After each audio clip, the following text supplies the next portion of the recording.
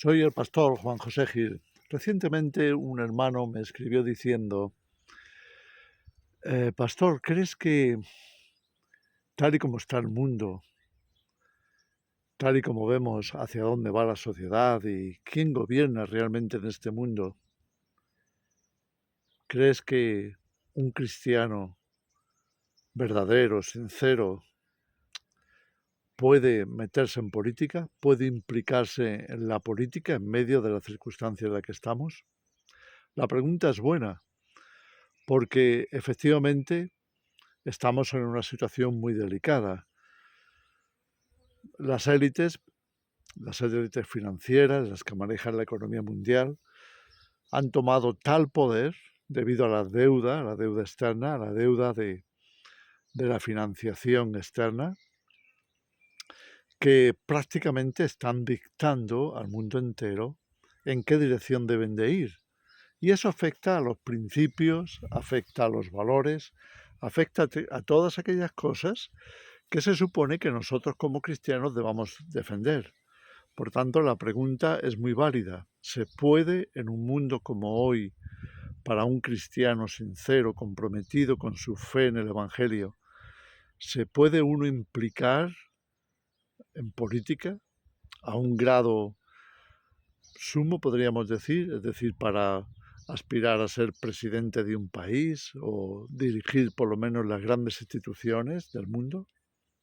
¿Hasta qué punto? La pregunta sería, ¿cuánto duraría ese cristiano? ¿Hasta qué punto podría llegar con sus principios y valores en medio de un mundo que tiende y que está cada vez más plagado de corrupción?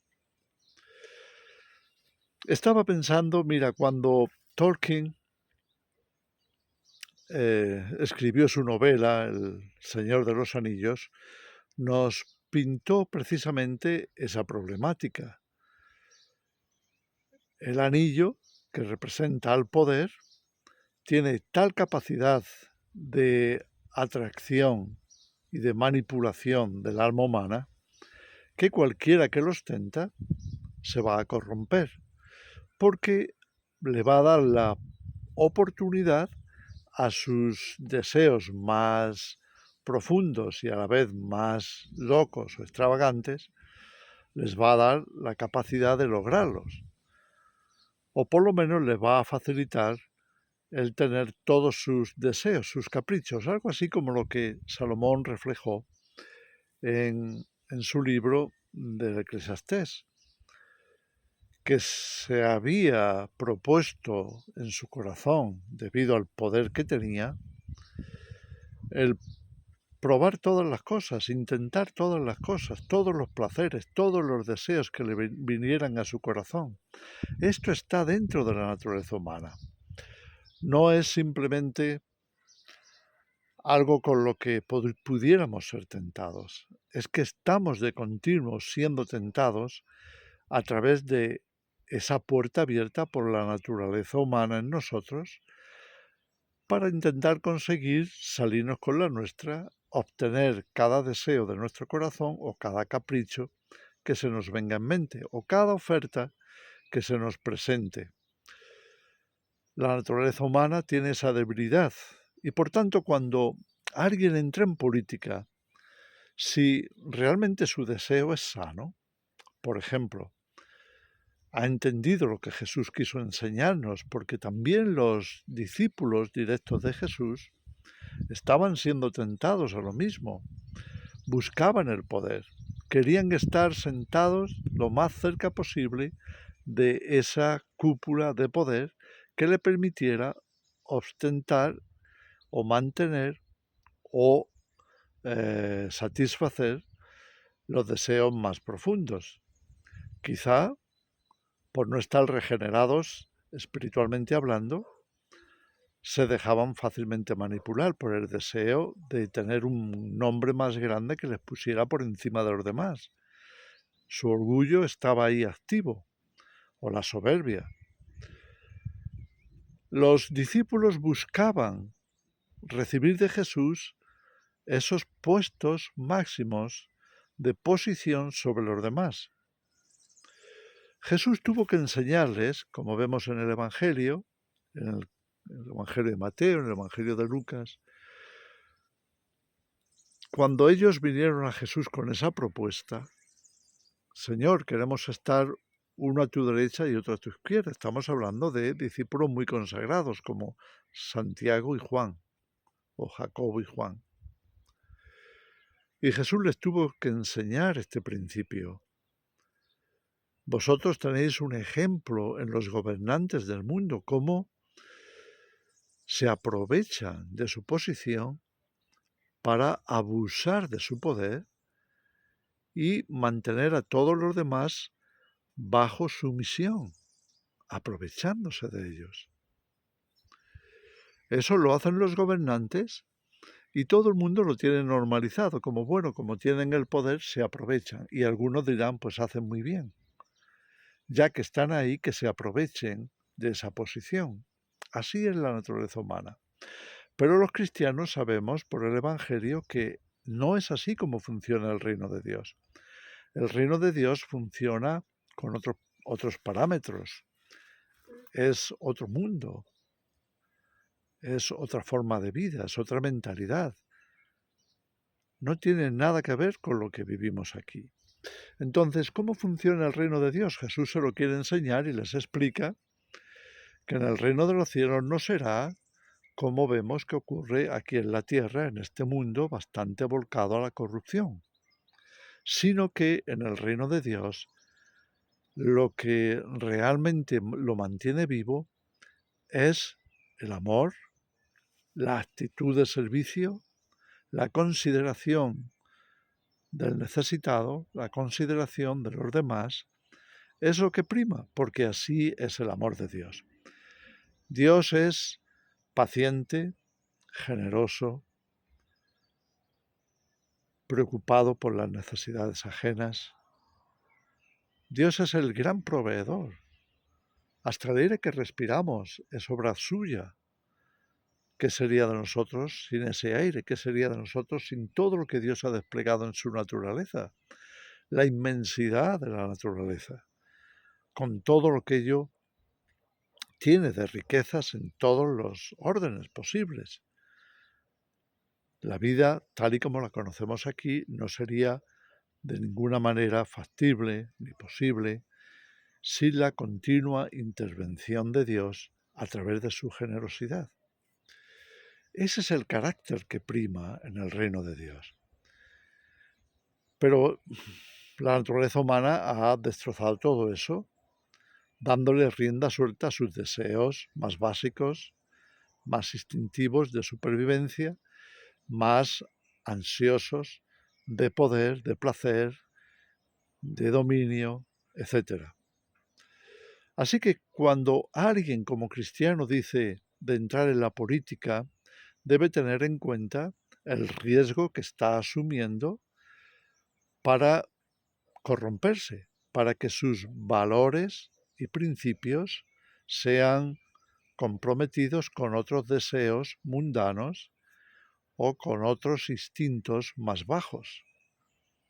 Es decir, si un cristiano tiene un deseo genuino, sincero, de servir a su prójimo, de servir a la sociedad, de servir a la humanidad, lo debe hacer desde la posición de luz y sal, es decir, de ser un ejemplo visible de cómo se debe de gobernar y de tener una defensa tan intensa de la verdad que realmente signifique un poder liberador del ser humano, no esclavista, no esclavizante, no abusivo, sino todo lo contrario, liberador, dándole a cada persona la oportunidad de crecer, de madurar, de expandir sus habilidades, sus proyectos, sus ideas, siempre y cuando sean útiles, sean o valgan para servicio de la humanidad,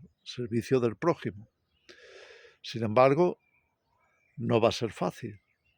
Cualquier gobernante que quiera gobernar al estilo del reino de Dios se va a encontrar con una enorme oposición, sencillamente porque la sociedad ya está llena, infiltrada por todos esos deseos basados en el orgullo, en el ansia de poder, y simplemente, como la novela de Tolkien, nos va a hablar de cómo caen uno tras otro bajo ese poder oscuro que está en el anillo, es decir, en el poder. Por tanto, ostentar el poder te pone en una situación extremadamente arriesgada y peligrosa. Cualquier gobernante cristiano, sinceramente comprometido, tiene que tener una clara vida de oración y de conexión con la palabra de Dios. Tiene que tener también un compromiso con el Evangelio, de servicio sincero, para de ninguna manera aprovecharse de los recursos puestos a su disposición, es decir, evitando toda forma de corrupción. También, por otra parte, tiene que tener una disposición al martirio, es decir, se está jugando la vida, porque otros que van a estar a su alrededor están en el extremo opuesto y van a considerar que este gobernante cristiano sea un estorbo. Por tanto, le van a criticar, van a mentir respecto a sus intenciones, le van a exponer públicamente a través de engaños a una mala reputación. Tiene que contar con todo eso y tiene que entender que hay que pagar un precio. ¿Está dispuesto a pagarlo? ¿Está dispuesto a ser criticado, perseguido, acusado falsamente? En fin, todas esas cosas a las que todos los cristianos que queremos vivir sinceramente en Cristo y fieles al Evangelio estamos expuestos, todos. El apóstol Pablo lo había escrito así: cualquiera que quiera vivir piadosamente en Cristo Jesús padecerá persecución.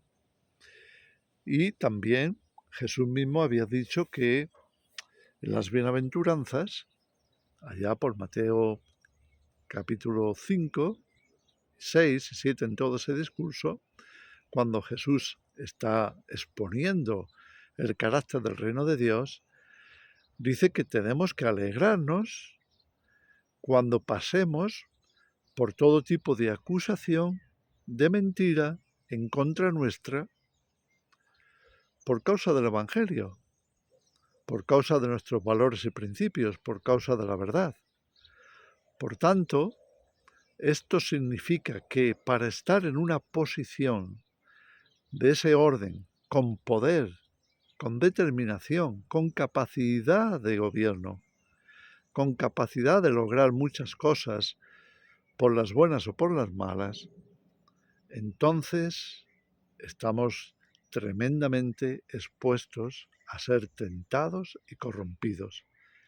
Y nuestros valores y principios tienen que mantenerse como prioridad, como una prioridad que no tiene ningún tipo de cesión, de concesión.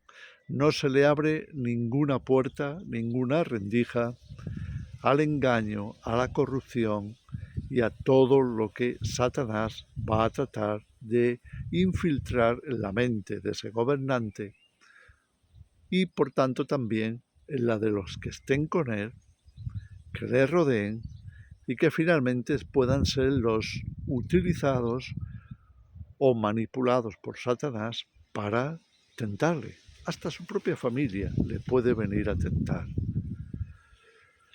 En resumen, muchos, o por lo menos algunos cristianos a lo largo de la historia han estado en esas posiciones, pero muchos de ellos desgraciadamente han sucumbido a la tentación y se han corrompido.